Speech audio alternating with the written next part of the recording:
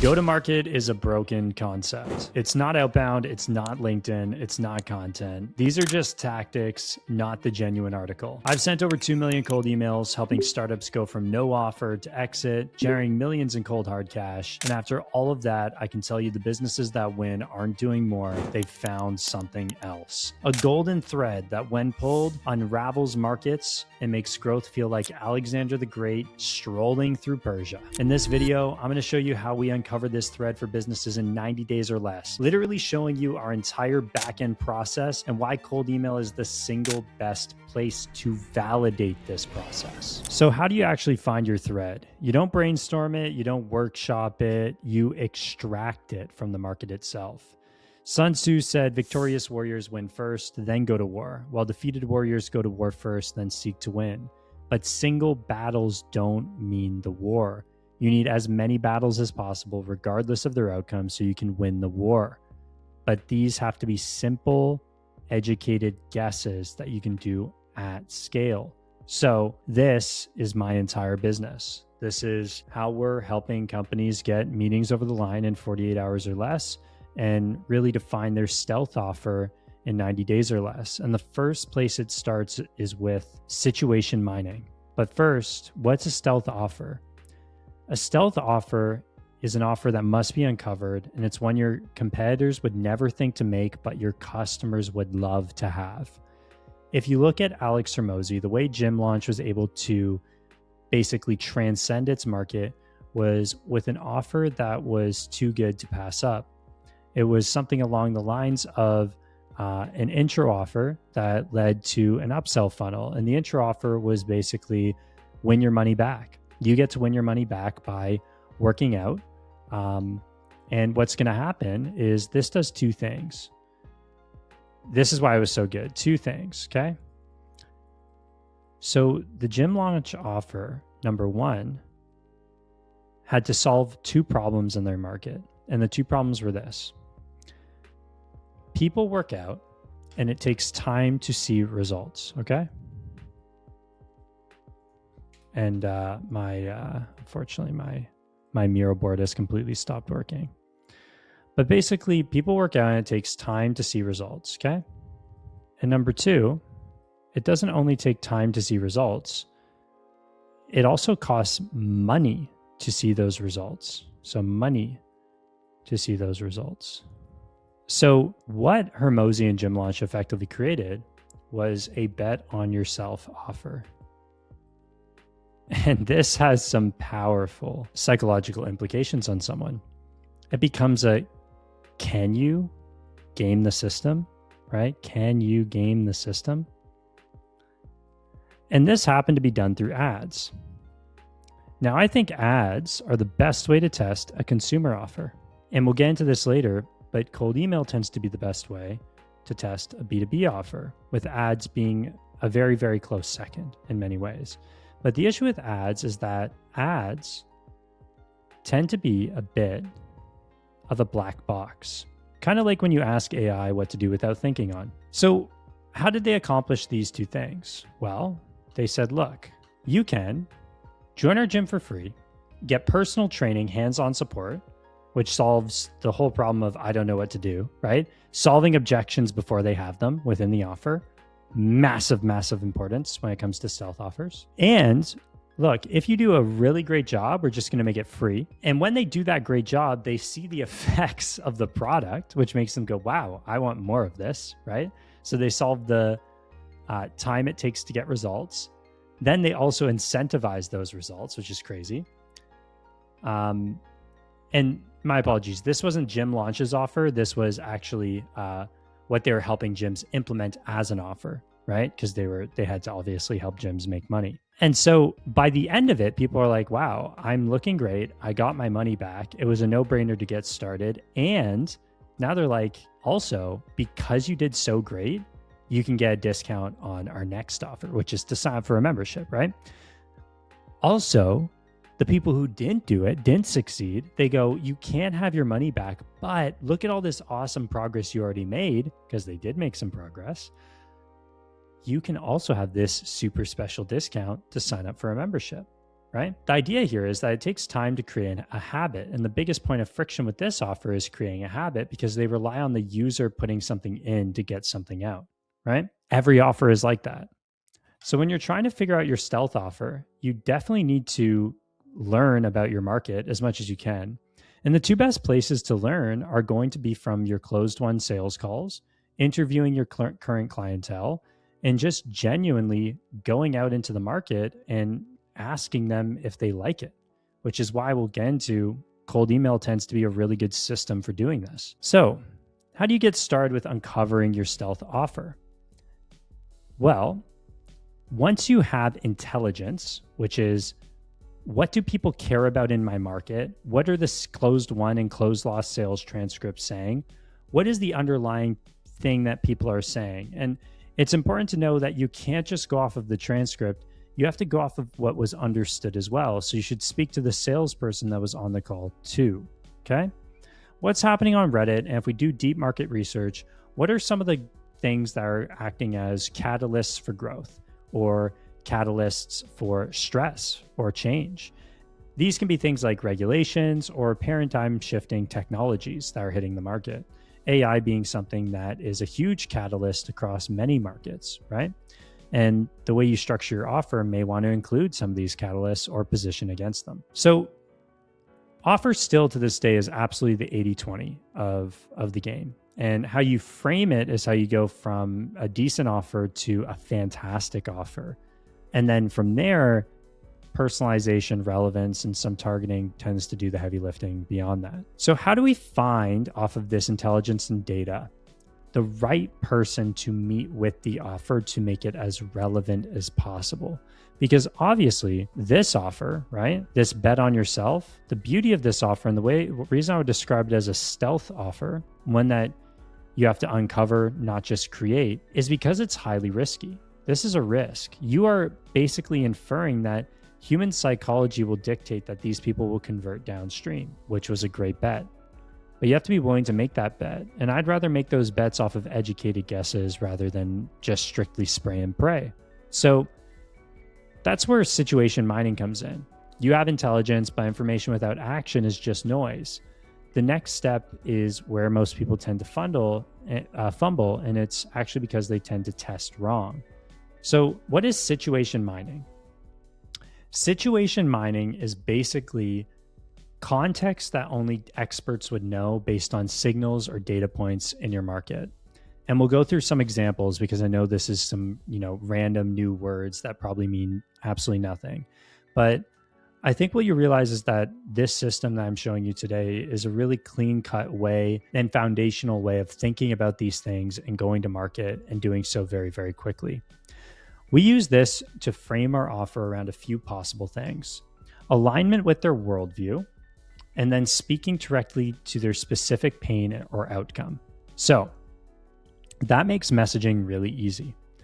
You only have to do two things with your offer, which is align with their worldview or aligned as well as possible to the pain they're experiencing or the outcome they want. Data aids both of these things. What you want to do is always revert back to the Hormozi kind of offer formula. You want to have, a certain level of friction, time savings. They have to believe it can be done. It has to be compelling. Now, Hormozi has actually already done a pretty good job of explaining this very concept. And that's with his basic, offer hierarchy. An offer basically has four main components, but I would actually say that these three components outside the dream outcome all work in harmony together. Your time delay is actually informed and informs your perceived likelihood of achievement, and so does effort and sacrifice in many different ways. For some offers, the amount of effort required on your part can increase the perceived likelihood of achievement. In others, it won't. Same goes for time delay.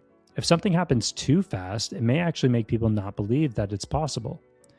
You need to be very careful with how you wrap these things up. But I would like to point out that this does not mean shove statistics into your offer. This does not mean any of that. Instead, it means you need to be diagnostic with your messaging. And the only way to become diagnostic, and when I say diagnostic, I mean you speak like a technician, someone who truly understands their problem. The type of guy that walks through a house and instead of being the maintenance man that fixes the toilet, identifies that there's a flow issue that could be causing the shower to run hot when people flush. And it's actually making their life really unsatisfactory. And by bringing that up, they win the deal, right? After the walkthrough. Now they want their whole house done by this person because their intro offer, quote unquote, was so compelling. Well, I'm going to teach you and give you examples of, as we go throughout this video, is how these three components in plain language, not stats, not stupid guarantees, in plain language, are the best way for you to deliver your dream outcome and make it believable and have an offer, a stealth offer, one your competitors didn't even know they could make, unravel your market. And the place it starts with is situation mining. So a situation differs from a signal in that it's not a race, not a race to the bomb. It's not something that only a small proportion of your market is feeling right now. Signals are often looked at as things like social signals, or maybe they've posted an article, or maybe they're opening a new location. These signals that people chase are perfect moment timings. And I think these are a good way to get pipeline, but they're not a good way to unbundle your go-to-market. The reason for this is because these signals are actually, in a sense, a race to the bottom in themselves. If everyone is berating the same company that's hiring the moment they start hiring, or the same company that's expanding the moment they start expanding, or the same company that's just got funded the moment they got funded, you're going to clutter the inbox with an offer that sounds the same as everyone else. The goal of a stealth offer is to learn so much from your market that no one can copy you and you become one of a kind. The only way to do that is to go beyond signals. You have to look at more general data points and then infer context from them. What I mean by that is the worldview of someone, a solo founder versus a founder with a partner, is going to be different from the worldview of someone who has a partner, right? Those two worldviews are going to be different. There's going to be differences in the worldviews of a high revenue, low headcount company versus our high headcount, low revenue company per person, right? The worldviews are going to be different between a funded startup and a bootstrapped business. Diametrically opposed, you might even say. There's going to be lots of differences based on the amount of skin in the game a founder has. There's going to be a lot of differences based on the structure of a team or department size or overall team size at the time of you reaching out. Your goal as an expert is to abstract from these signals, these situations, these data points, and infer context that aligns with only two things: their worldview and the specific pain or outcome they're fishing for based on those data points. If you do not, you'll be stuck only capturing the top 3% of your market that is raising their hand right now. And then, like a bad teacher, you would leave the rest of your class struggling, not communicating, and you would just leave the class to guys like me that were always hungry for answers to random stupid questions, right? If we didn't have teachers that said, Mitch, I'll call on you later, the rest of my classmates probably wouldn't have had as good of an experience. And the same thing will happen to your market. Before we get into exactly how to do this and a specific example of how we've done it in the past here at LeadGrow, because I think those are the easiest things to chew on, I want to go through why this is so important. When you truly, truly, truly understand your market, you end up in a situation where you become a category of one. Understand your market and finding your stealth offer, that one that customers want so bad, but you have to find, you can't just create. This offer is the one that makes you Sun Tzu. It makes you the person that goes to war and has already won and makes that snowball roll. And the reason this is so important is because by doing this and testing this up front, you no longer get trapped in this world of constant testing and iteration across many categories. And instead you find clarity fast in one medium that gives you direct feedback, market feedback, in the easiest, lowest friction way possible at the highest velocity, so you can find this and apply it to everything else. You become a real go-to-market flywheel. You go through this phase after phase of situation mining, enriching data, messaging and sequencing, setting appointments or not, taking the learnings, optimizing, and going back through the process over and over again so that you can have a true go-to-market that feeds into your content, ads, newsletters, and outbound across the board. And you know exactly what you're going to say across every single medium. And it only comes down to the specific medium of testing from then on. For instance, newsletters will be maybe more educational. content as well. But by knowing exactly who to target and what to say and their situations, the true pain points that they care about, you become a category of one. People go to you because you know them better than anyone else. You have diagnosed them. You understand them like an expert understands, like a cardiologist understands their heart, right? They only want you. And this makes it easier to have sales cycles because you're the only solution. You never race to the bottom with guarantees and sloppy trials. You don't have to change messaging every 2 months. And you have extreme velocity because everything works together, not against each other. And this isn't only in new markets. If you're in a competitive market, stealth offers can make it so that you are no longer saturated. How you position against the competitors in your market or the current trends in your market are just as important as everything else that we have here today. All of this feeds into your stealth offer. Now, when it comes to situation mining, a few examples might be this. You've got people that are going to be first-time founders, not first-time founders, all of this. But what does this actually inform? What is the inferred context? Well, if someone has a low headcount, high revenue, or a similar company might be a company that's not hiring after they go and raise a round, for instance, this is a huge bucket of companies that can get their own offer. But that doesn't mean that you shouldn't be targeting the other companies. It just means that now you have a relevant segment that you can test an angle on. And your goal is to test as many angles as possible using the same offer structure. With that offer structure not necessarily being about 4x, 3x, 70%, 20% reduction, but instead is simply about making sure that you connect your offer to the money problem that they have in plain language that they would understand, not just supercharge and AI slop.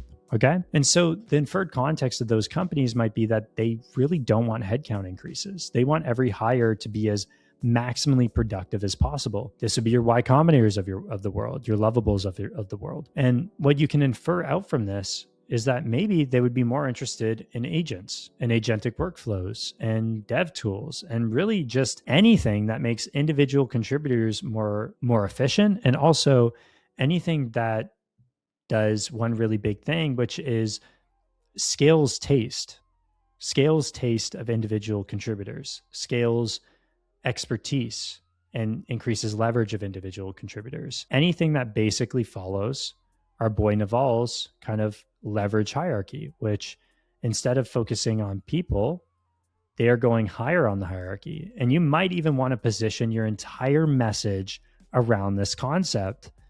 Hey, your opening message could literally be like, you can scale people, you can scale through capital, or you can scale through code. Looks like you've got capital covered with your Series A. What are you doing for code to keep headcount low? Right? Question mark. That's your intro. And you now have fully aligned with their worldview. And this may sound weird or against what every other cold email guru tends to put out, but the goal here is to say something that stands out, to say something that interrupts patterns. And I can tell you right now, we have a campaign that's live that's getting a universal 15% positive reply rate across an entire market. And the reason it's doing this is simple. It's because we align with their worldview. And so we have this campaign that's like wise men. And this isn't even the original. This is just from a workshop I did with another cold email agency owner where we were workshopping other variants of it. But it goes something like this. Fools already know everything, right? Fools already know everything. Smart people learn from their mistakes, but wise men learn from the mistakes of others. Who are you learning from? And then we give them the offer, which is basically a handpicked community of $2 to $30 million agency owners that are all becoming wise men together. A few of them have exits under their belt, and we make this the only rotating variable. A few of them only have exits under the belt. We could say, a few of them have scaled sales teams already, depending on the size of the agency owner. And we make that unique kind of mechanism or unique value point that we talk about, that unique pain point that we prey on, the only thing that rotates within the offer in order to test different markets. And this gives you something that's applicable to all markets because it aligns with a worldview. And then you just rotate the pain point based on the data you see about the audience. And this is what I mean by situation mining. We mined out that there's different situations that different tiers of agency owners would be in. We mined out that if someone doesn't have a head of ops or a head of sales, they're going to be in a different world than someone who isn't. However, the one thing that we did map out is that everyone in agency ownership loves this idea of learning from others. They just don't know the best way how. And so by making this kind of statement that draws a line, right, in our market, we say these are the exact people that we want to be associating with. And this has nothing to do with personalization or anything fluffy. This has everything to do with our understanding of the market and the sales call transcripts that we pulled from. The second offer that works really well is using the same angle around the idea of exiting and the idea of actually being able to take a vacation. We then take this and we test it across markets, and we start using this same offer and changing the pain points to identify the pain point that is most applicable, or just segmenting out the market. This can then be used very easily in your entire content system. You can take your sales call transcripts from this offer, and everything becomes harmonious through to the sales call. So people actually convert because they know exactly what they're getting into from day one. There's no bait and switch here. That's why currently we have a client that's running a stealth offer, the way we would describe it, who's gaining over $17,000 in MRR per month, and is doing so with a simple agency offer that many would call saturated, Reddit SEO. And the reason we're able to do that is through diagnostic messaging. Diagnostic messaging speaks to the very essence of this person as a being that we're speaking to. And that can come down to their department, it can come down to their industry. But I actually think people don't operate in these like narrow worldviews as much as you might think. Instead, I think there's like very broad truths, and then there's extremely narrow truths, not these like in the middle ones. And so someone that's in marketing is going to have these very narrow truths about the softwares they use day to day. If you know they use Salesforce, you can position against the problems that Salesforce creates. If you position against these day-to-day problems that they can actually chew on, you're aligning with their worldview at the same time. If you can make it humorous or funny, you're going to do even better. So let's talk about this idea of diagnostic messaging within the confines of situation mining. And I'll give you a very particular example. The particular example is this. We have a client who is selling Reddit SEO. And I'm actually just going to give away basically the entire thing here. This client is selling Reddit SEO, and he's doing so at a wonderful price point. And he has this great lead magnet that we worked kind of side by side with a little bit here and there to help him improve upon it and make it more deliverable.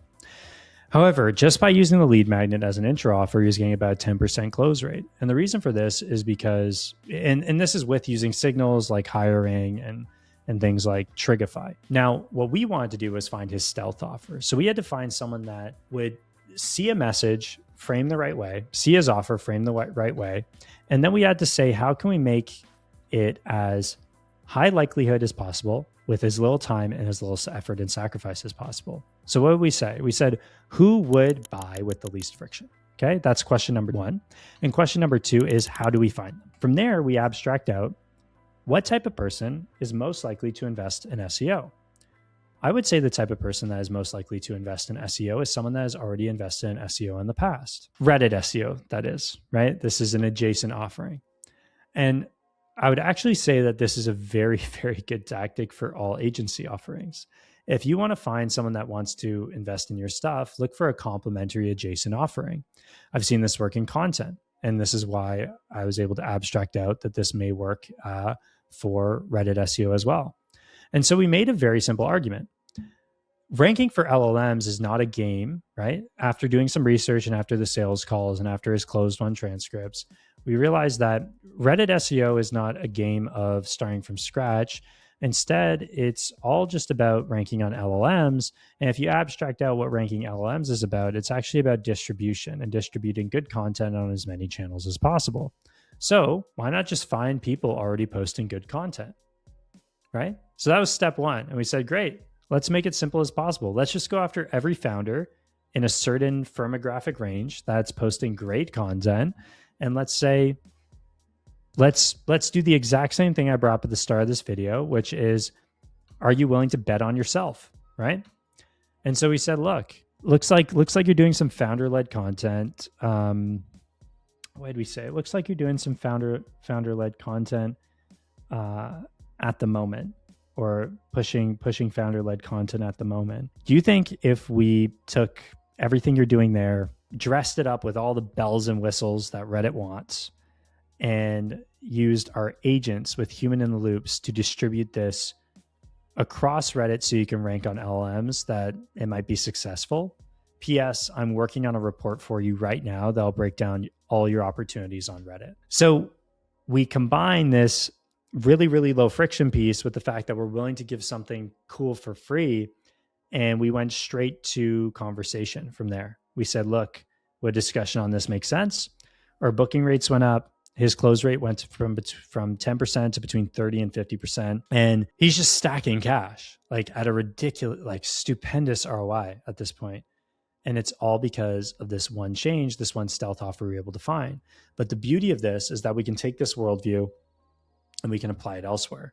So next place we went is people posting a ton of blogs. We said, look, let's just map out whoever's posted 8 to 12 or more blogs in the last month, right? Lo and behold, it did even better than the founder-led content angle. And then we said, wow, this is crazy. Let's just do every SaaS that's doing that now. And so we have a market to hit of around 48,000 companies on any given month, guaranteed, really easy to find. And we're getting like a 26 to 36% positive reply rate on any given campaign. And now all we have to do is change the messaging mildly. And now all our client has to do is take that messaging and apply it to the rest of their go-to-market flywheel. And they'll have content that crushes, and they'll be getting calls from everywhere, not just one place. That is the power of a stealth offer. How do we make it better, right? How do we get that last 20%? That last 20% comes from continuous testing.